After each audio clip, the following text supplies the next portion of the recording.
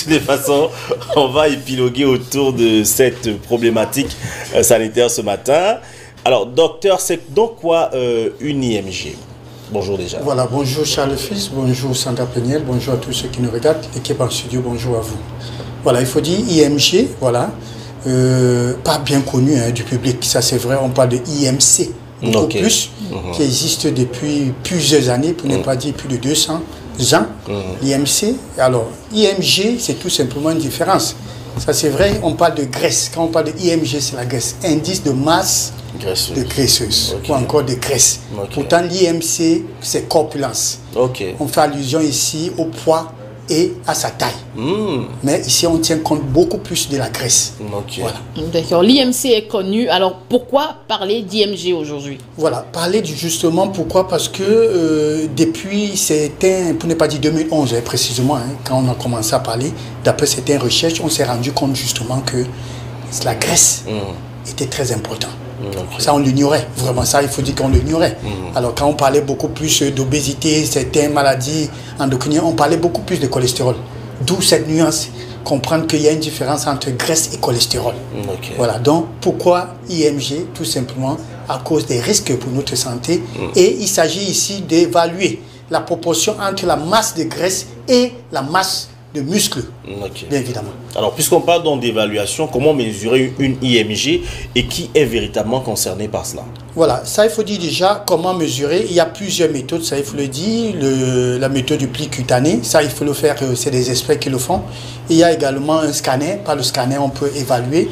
Il y a également la méthode par impédance, c'est-à-dire c'est un appareil, voilà, c'est une balance. On en trouve aujourd'hui dans certaines de nos pharmacies ici dans la ville. Quand vous y montez, c'est comme un robot. Ça vous donne votre poids, votre taille, votre masse de graisse, votre masse de muscle, tout ça. Je ne voudrais pas faire la publicité, mais dans certaines pharmacies, on en trouve. C'est gratuit? Non, c'est pas gratuit. Voilà, c'est payant. Ça veut dire, mais ça coûte pas cher, c'est 500 francs. Alors, donc voilà, maintenant qui est concerné, il faut dire que tout le monde est concerné, sauf que pas les bébés.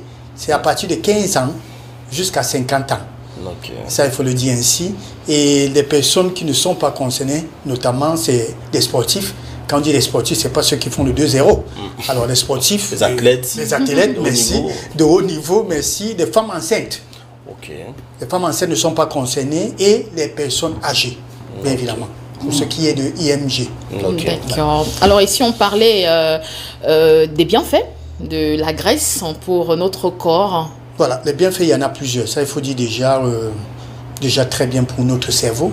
Ça, c'est très bien pour nos muscles, pour nos articulations. Ça protège nos organes. Ça, il faut dire, c'est source d'énergie, bien évidemment. C'est un carburant. On l'appelle notamment le carburant. Ça, c'est important de le savoir. Et il faut dire également, ça permet matière première pour la fabrication de ce qu'on appelle les hormones. Tout ce qui est hormones. Sérotonine, ocytocine, prolactine, ainsi de suite. Voilà, ça c'est très important. Et maintenant, il faut dire ça permet également le bon fonctionnement, en gros, en général, de notre corps. Voilà, ça il faut le dire. Et je dis encore, je précise, ne pas confondre graisse et cholestérol. Alors, vous avez parlé des femmes tout à l'heure, mais surtout des femmes enceintes. Qu'est-ce qui peut expliquer le fait que les IMG soient plus élevés chez la femme et quelles sont les normes en fait? Voilà, il faut dire que les normes, c'est de 25 à 30%, parce que c'est en termes de pourcentage, quand on veut calculer, alors la valeur, voilà. Et de 25 à 30 chez la femme, et chez l'homme, par contre, c'est de 15 à 20. Voilà, chez les athlètes, c'est de 6% à 13%. Voilà. Maintenant, il faut dire que la différence, c'est quoi? C'est parce que la femme est appelée à enfanter. En un seul mot, il faut comprendre. À moins que le docteur, comme on l'attribue déjà, certains, il dit que sur d'autres dossiers, certainement les hommes accouchent aussi. Mais voilà, on a dit, j'ai lu quelque part qu'en mangeant ceci, l'homme peut accoucher. On l'attribue, il faut faire très attention. Mais il faut dire que la femme, c'est ça le but. Justement, pourquoi? Parce que la femme est appelée à enfanter. Et ce surplus-là, c'est justement... Pourquoi? Parce que quand elle porte une vie, elle donne une vie. Alors ce bébé, comme on a l'habitude de dire, c'est la mère qui nourrit le bébé, c'est la mère qui fabrique son bébé. Ça, il faut le comprendre. D'accord. Docteur Larry, justement, parlant de femmes enceintes, de bébés, c'est vendredi, on a souvent droit au bonus. Il y a des femmes qui sont à terme en ce moment, qui vous regardent, et qui sont vraiment stressées par rapport à la mortalité infantile et néonatale. Alors, dans quelle disposition la femme enceinte à terme devrait se mettre pour un accouchement en beauté? Voilà, ça il faut le dire, j'ai l'habitude de le dire, et parce que moi je parle beaucoup plus aliments, ça il faut le dire ainsi. Une fois qu'on est enceinte, je ne dirais pas, permettez-moi d'aller plus loin. Avant d'être enceinte, c'est un projet. D'accord. Excusez-moi, ces grossesses accidentelles-là a beaucoup de conséquences. Quand je dis accidentelle, c'est-à-dire que la femme conçoit sans toutefois savoir. Un projet, c'est un projet, c'est un projet de vie. Cher fils, il faudra, toi et ta femme, vous programmer ou encore vous projeter qu'en décembre, on doit faire un bébé. Je vous assure, c'est déjà là. C'est déjà là et ça construit à partir du cerveau. Ça se construit à partir du cerveau. Et justement, et pour qu'on puisse le faire d'abord, il y a un bilan qu'on doit le faire toujours avant. On s'assure qu'on est propre. J'ai l'habitude de le dire. C'est regrettable d'attendre être enceinte et attendre 3 mois pour aller faire les visites. Une visite prénatale. Entre-temps, de 0 à 3 mois, l'enfant se développe sur quel terrain? Un terrain infectieux. Permettez-moi de le dire ainsi. Surtout que vous ne maîtrisez pas l'état de votre corps. S'il y avait un chlamydia, s'il y avait une infection, comment vous saurez? Et quand vous allez même 2e mois, 3e, autant pour moi, pardon, la sage-femme vous dit, tu cours quoi? Rentrez d'abord à la maison. Les visites, c'est à partir de 3 mois, 4 mois. Mais s'il vous plaît, sur quel terrain l'enfant se développe depuis 1 mois, 2 mois? Alors, si vous avez fait un projet et qu'on a fait un bilan, on s'assure que tout est propre. Mais maintenant, il faudra-t-il aussi préciser qu'il faut qu'il y ait fidélité. Parce que si après l'homme va tirer quelque part et qu'il revient, que la femme avait fait son bilan, parce qu'il faut dire qu'en réalité, c'est la femme qui souffre toujours. Ça, il faut le dire. Permettez-moi de le dire ainsi. Alors, et que la femme on conçoit sur un terrain propre. Je vous assure, même 3 mois, 4 mois courir pour aller faire un bilan, ça ne vaut pas la peine. Ça, il faut le dire ainsi. Je ne dis pas que ça n'a pas d'importance. Mais on sait que l'enfant se développe parce qu'on avait fait un bilan, tout était propre. Et la seule chose qu'on a à faire, c'est d'aller justement voir et qu'on vous dise non, voilà, il y a une alimentation appropriée pour les femmes enceintes. Et celles qui ont peur, donc, elles sont à terme, elles ont peur. Elles ont peur. Non, il faut les accompagner. Ils ne devront même pas avoir peur. Parce que la grossesse en elle-même, elle est naturelle. Elles ne devraient pas avoir peur. Et c'est justement pourquoi, parce qu'ils fuient les consultations. À chaque fois qu'on voit une consultation prénatale, il y a ce qu'on appelle l'IEC. Une causerie éducative, on entretient les femmes enceintes, on les dit voilà, faites attention, ne mangez pas ceci, faites attention à la torso, si vous mangez ceci, il y a ceci et que tout. Ça, ils ne devront pas. Toutes ces femmes qui suivent, parce que quand ils vont, dès qu'ils font PCV et tout, elles sortent, pendant que les autres sont assis, non, elles disent ça c'est pas mon affaire. Moi je connais déjà. Les grossesses ne se ressemblent pas. Parfois elles disent même je suis ancienne. Non, il n'y a pas d'ancienneté dans ça. Donc je vous ai dit moi, que non, oui. Le conseil que je puis donner, c'est que non, faites-vous suivre, faites-vous accompagner.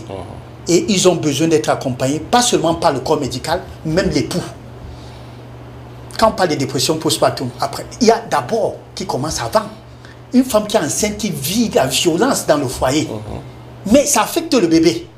C'est normal qu'elle puisse avoir peur même que, est-ce que ce bébé, s'il va vraiment venir au monde, dans quelles conditions il va venir? Donc il y a tout ça, Sandra Pléniel, qui doit aller. L'enfant doit arriver avec beaucoup d'amour, trouver de l'amour. Tout à fait. Je crois que il faut cajoler la femme enceinte. Qui a dit l'anglais qui dit que l'enfant parle dans le ventre. Ça, il avait dit, c'est vrai, le bébé parle. Voilà pourquoi j'ai l'habitude de dire, quand vous êtes enceinte, le papa et la maman doivent parler au bébé. On voit beaucoup plus sur le blanc. Quand il rentre, il met l'oreille, il dit, bébé, tu as bien dormi. Ça se fait. Parfois, on pense que c'est le cinéma. Mais c'est vrai. Mais chez nous, quand le papa rentre du travail, la première chose.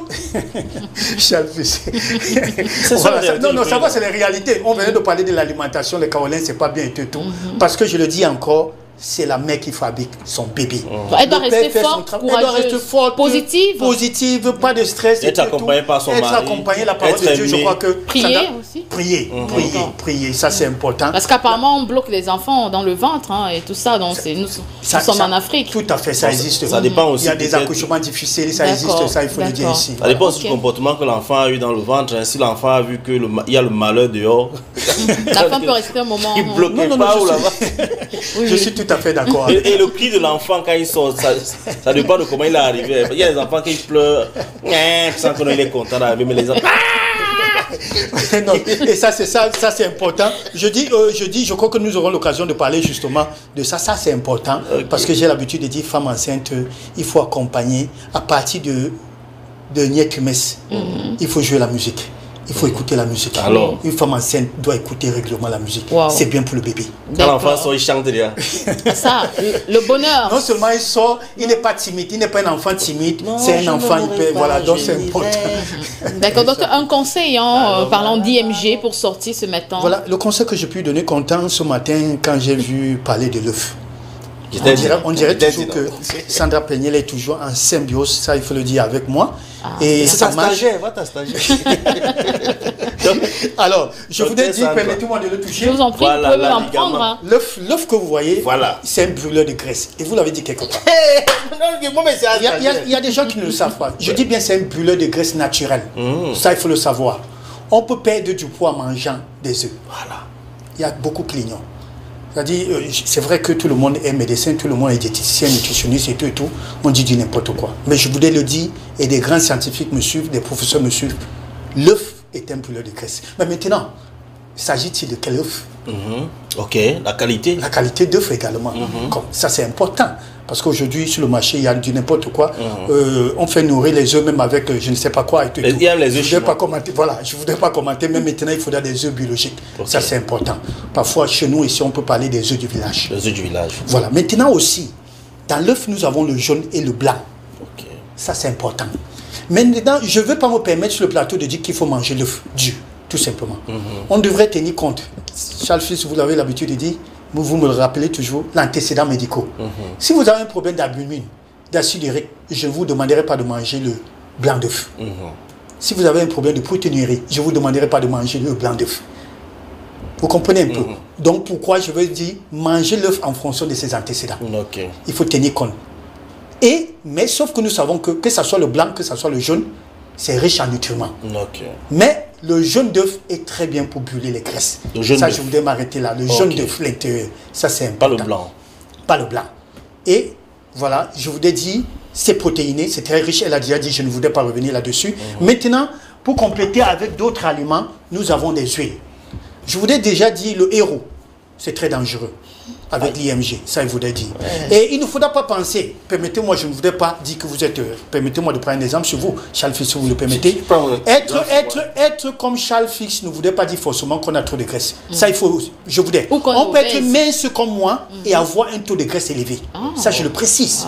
La nuance. Parce qu'on a comme l'impression que quand on a trop de graisse, ça vous dit qu'on est volumineux. Voilà. Non, docteur, là, vous avez dit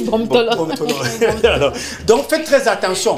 N'est pas forcément. Donc, et les conséquences de l'IMG élevé, c'est les maladies cardiovasculaires, c'est le diabète, ça c'est le cancer également. Il faudra dire également que l'excès de graisse également nuit à ce qu'on appelle un trouble érectile, un dysfonctionnement. Vous n'êtes pas viril. Il en est également chez la femme. Un problème de graisse peut également entraîner des problèmes de fertilité. Ça, c'est important. Voilà où je voudrais m'arrêter. Donc, il faut consulter, c'est important. Et comme je disais tantôt, dans nos pharmacies aujourd'hui, il y a ces appareils qui permettent d'aller évaluer. Ça, c'est important. Et ça ne coûte pas cher. Quand vous le faites, vous allez rencontrer un nutritionniste ou bien un médecin. Il pourra l'interpréter pour vous. Voilà. D'accord, merci beaucoup. Vous m'avez sauvé ce matin. Hein. Il y a des gens qui me voient que mon frère perd le poids. Je dis que toi, me parle le poids. Le docteur Larry, vous pouvez garder quelques œufs durs, hein, si ça vous dit. Non, il ne veut pas maigrir. C'est moi qui dois brûler les graisses. Je peux prendre deux. Il n'y a pas de souci, docteur. Il y en a assez ce matin. Bon, mais ça dit que mon père, tu mets, ça va beaucoup de graisse. Brûlez vos graisses là. Allez, excellent week-end à vous, docteur Larry, sous la protection divine. Il est l'heure de parler avec nos téléspectateurs en 10 minutes pour les appels ce matin. Une question très simple. Quelles sont les difficultés que vous, parents, rencontrez